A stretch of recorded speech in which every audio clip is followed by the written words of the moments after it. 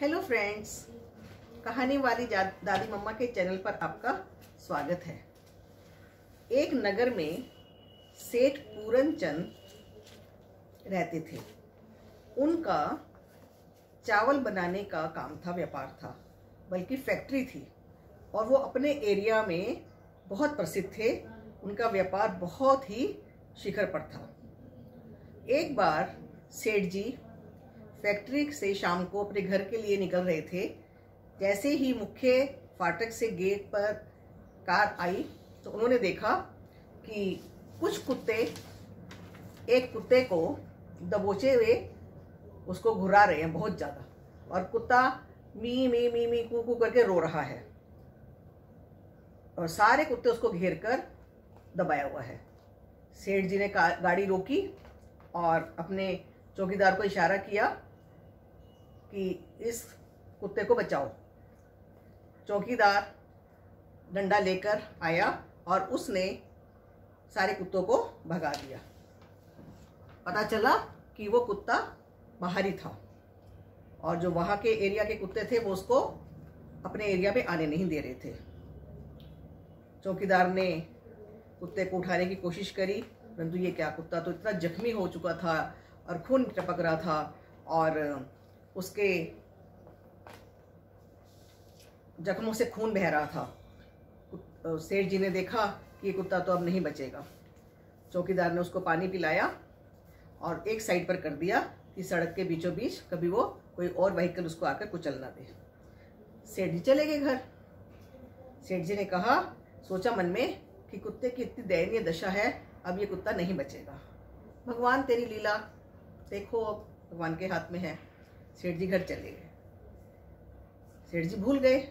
सवेरे जब अपनी फैक्ट्री में आए और अंदर गए और किसी काम से बाहर टहलते हुए पीछे की तरफ जब फैक्ट्री के पीछे पहुंचे तो उन्होंने देखा कि वही शाम वाला कुत्ता लेटा हुआ है और एक दूसरा कुत्ता उसके लिए रोटी लेकर आ रहा है और उस घायल कुत्ते ने उस रोटी को खाया और जो दूसरा कुत्ता रोटी लेकर आया था वो उसके जख्मों को चाट रहा है और उसके पास भी बैठा हुआ है। सेठ जी बड़े हैरान हुए कि देखो ये कुत्ता कितना उसकी हेल्प कर रहा है, मदद कर रहा है। और सेठ जी देखकर आ गए। कहते, मुझे तो लगा था कि कुत्ता शाम को रात को पता नहीं बचेगा कि नहीं बचेगा, परंतु बहुत जख्मी हालत में है, देखो भगवान के भरोसे है। सेठ जी अब रोज अपने कमरे में जाते, पीछे की खिड़की खोलते और उस कुत्ते को देखते।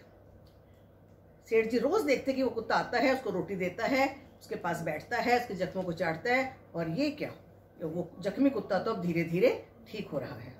15-20 दिन में वो कुत्ता जो इतनी अधमरा हो चुका था और बेरहमी से घायल था, अब ठीक होता जा रहा था। सेठ जी बहुत हैरान हुए। सेठ जी ने ऊपर भगवान की तरफ देखा कि भगवान तेरी लीला अपरंपार है, इतना अधमरा कुत्ता और ये अब जीवित हो गया है। सेठ जी उस घटना को देखकर बहुत विचलित हो गए और उन्होंने उस दिन एक प्रण किया कि ये सब दुनियादारी बेकार है, भगवान ही सब कुछ है, सब कुछ छोड़ छाड़ कर चले जाना चाहिए, मैं जा रहा हूँ। उन्होंने क्या किया, अपनी फैक्ट्री को बंद कर दिया।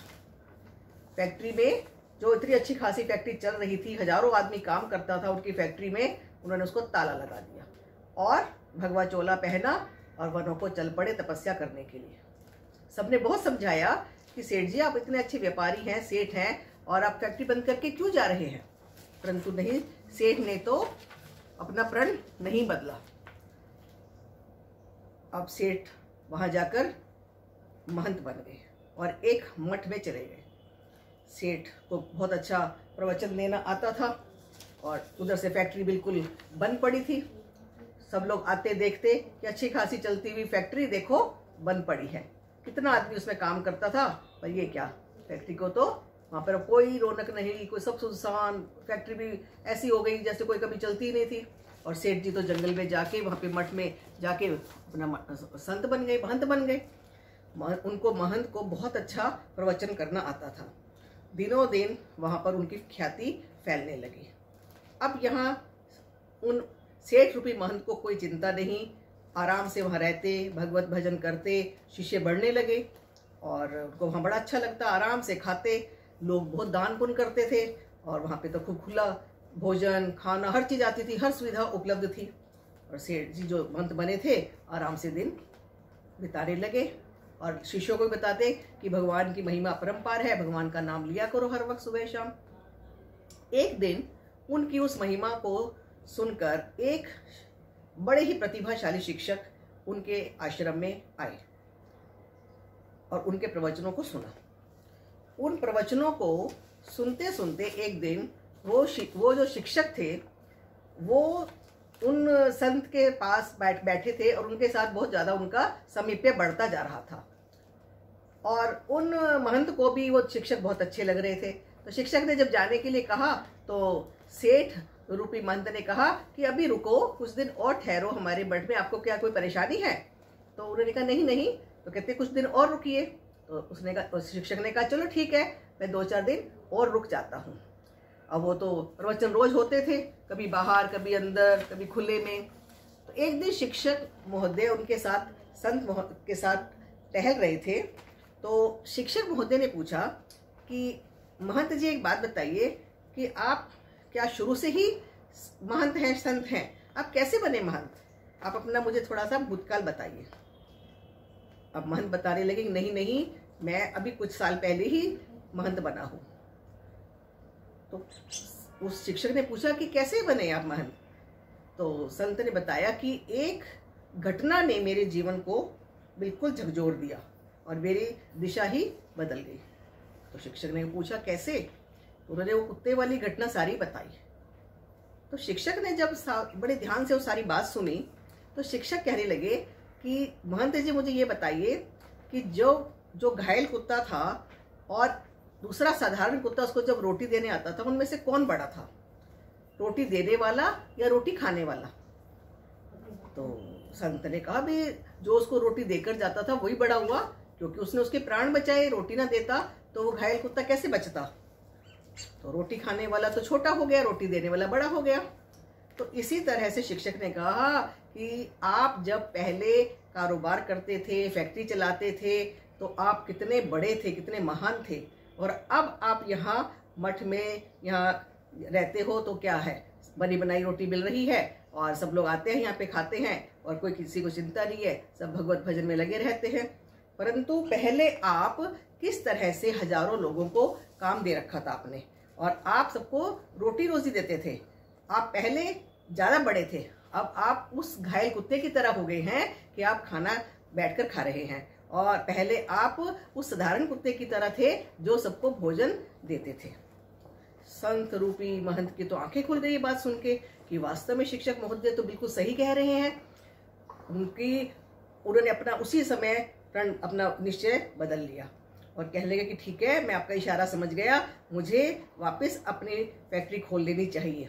सेठ जी ने उसी समय वापस आकर अपनी फैक्ट्री खोली और हजारों व्यक्ति दोबारा से काम पर लौट आए और फैक्ट्री दोबारा चल पड़ी। सब जगह चारों तरफ खुशियाँ ही खुशियाँ दौड़ गई, घर वाले भी खुश और फैक्ट्री वाले भी खुश, सबको रोजगार मिल गया और दोबारा से उसी तरह से जीवन में उनके फिर से बाहर आ गई। अब सेठ जी को ये बात समझ में आ चुकी थी कि कर्म करते रहो।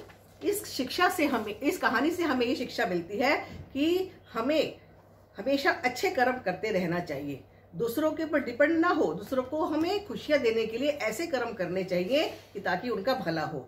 ऐसा कर्म करो जिसका उद्देश्य अच्छा हो, जिसका उद्देश्य गलत ना हो। भगवान भी केवल प्रार्थना पूजा भजन से खुश नहीं होते, भगवान भी ये चाहते हैं कि मनुष्य अच्छे कर्म करता रहे और तब मेरा नाम भी साथ साथ लेता रहे। तो कैसी लगी आपको फ्रेंड्स ये कहानी? अगर आपको ये कहानी अच्छी लगी तो आप इस कहानी को लाइक करें, सब्सक्राइब करें और कमेंट करके बताएं कि आपको ये कहानी कैसी लगी। अगले हफ्ते फिर मिलते हैं एक वीडियो के साथ। बाय।